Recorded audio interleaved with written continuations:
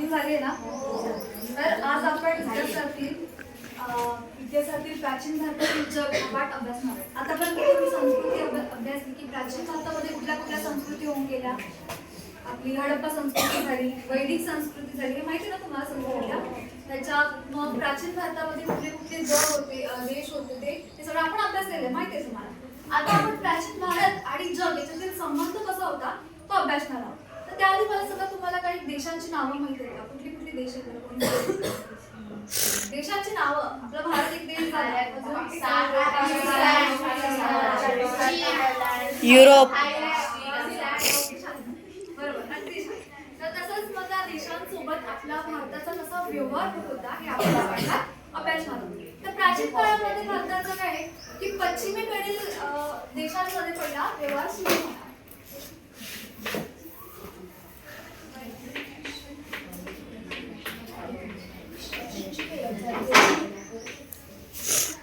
पश्चिमेकडे देश. आता ही आपल्या भारतात असा भारत आहे, ठीक आहे. भारत या साईडला कुठला देश असणार? मग हे सगळे पश्चिमेकडील देश. मग कुठले कुठले आहेत? इजिप्त, अरब, हे काय झाले भारताच्या पश्चिमेकडील देश. नकाशाकडे जाऊ नका. भारताच्या पश्चिमेकडील इजिप्त आणि अरब हे जे देश होते त्यांचे प्राचीन वेळेला त्यांचा त्यासोबत देशांशी व्यापारी संबंध होता. मग काय काय होता तर अरब इजिप्तशी डायरेक्ट त्यांचा व्यवहार होत नसेल, मध्ये कोण होता? अरब होता. तर अरब मार्फत इजिप्तकडे त्यांचा व्यवहार होत होता. मग काय काय व्यवहार, काय काय निर्यात होत होता आपल्या भारतामधून? तर रेशीम, कापड,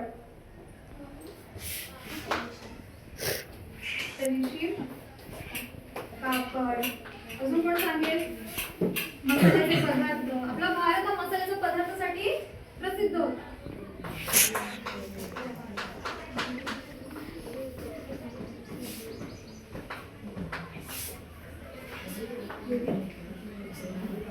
अजून मातीची भांडी,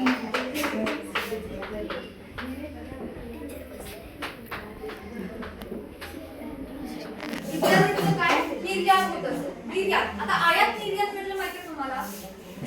आयात म्हणजे आणणे, दुसऱ्या देशातून आणणे. पहिल्या शब्दावरूनच लक्षात ठेवा. आयात आणणे आणि निर्यात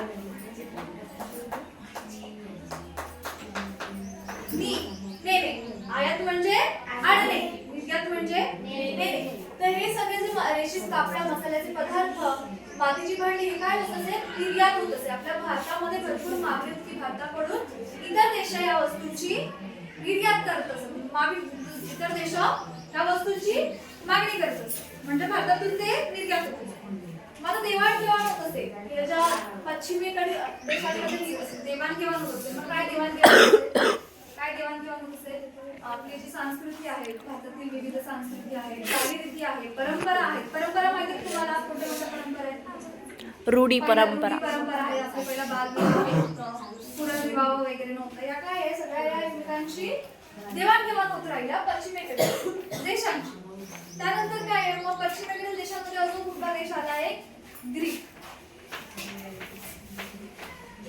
ग्रीकशी सुद्धा काय आहे? भारताचा प्राचीन काळात काय होता? व्यवहार होता, सांस्कृतिक आणि व्यापारी त्यांचं देवाणघेवाण होतं.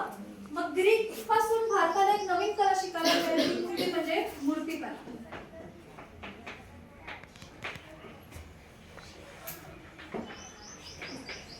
या ग्रीक पासूनच मूर्तिकला आपल्या भारतात प्रसिद्ध झाली. मग भारताने पहिली मूर्ती कुठली बनवली? तर ती म्हणजे बुद्धाची. कुठली?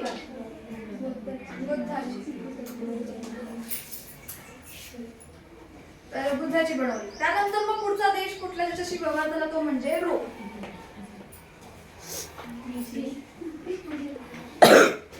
हे सगळे कुठले? पश्चिमी देश आहे, ठीक आहे.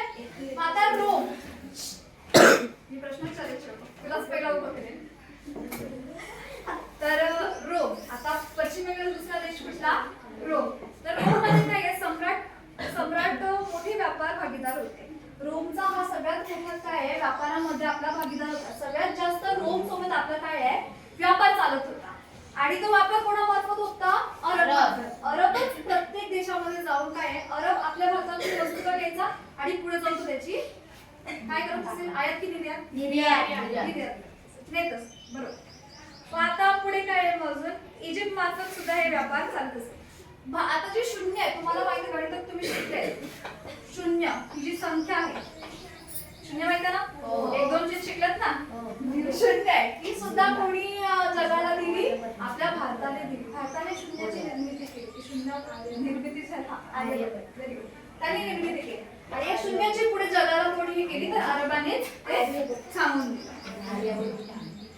मग आता पुढे आपण पश्चिमेकडील देश कळलाय का? हो. हा, आता पुढे बघूयात आपण आशियाई देश.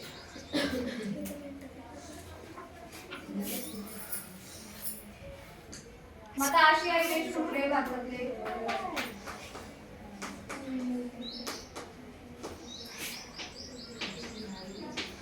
पहिलं म्हणजे श्रीलंका.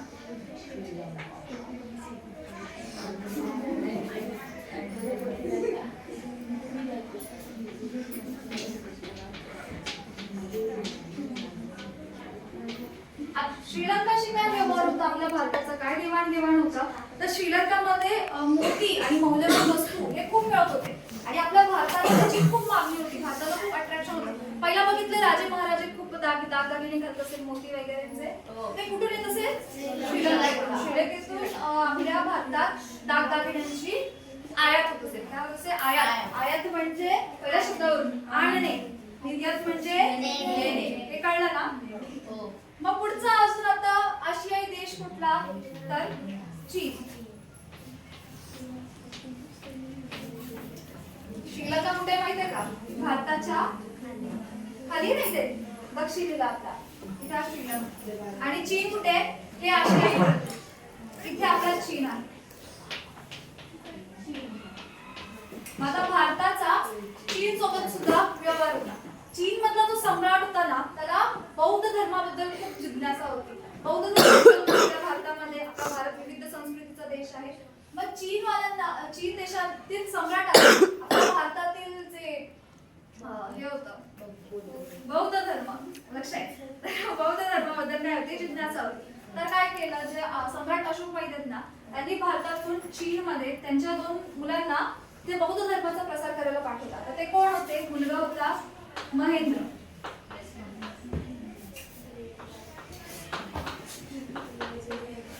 आणि मुलगी संघमित्रा.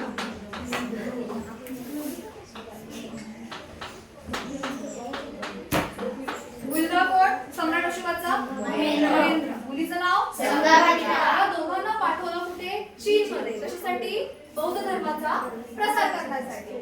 आणि म्हणून चीन मध्ये सम्राटाला बौद्ध धर्माबद्दल खूप जिज्ञासा झाली.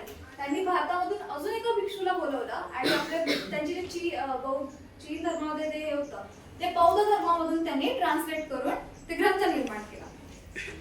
त्यानंतर आग्नेय आशियाई देश. आशियाई देश पुढचा आहे आग्नेय आशियाई.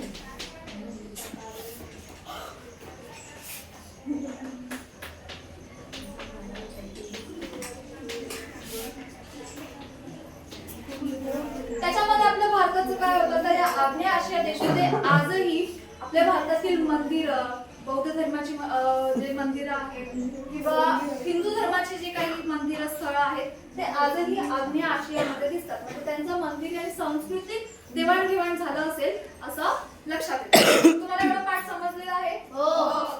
तर मी काही प्रश्न विचारू? हो. तुला पहिला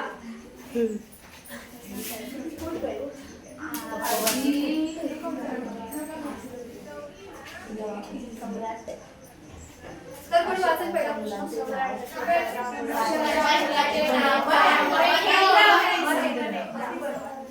पुढचा प्रश्न. चीन मधील समाजाला कोणता धर्माबद्दल जिज्ञासा होती? पुढचा प्रश्न. प्राचीन भारताचा व्यापार कोणत्या देशाशी? अरब, श्रीलंका, आग्नेय देश. त्याच्यानंतर पुढचा भारतातील कोणत्या वस्तू निर्यात होत असेल? निर्यात, नेणे, मसाला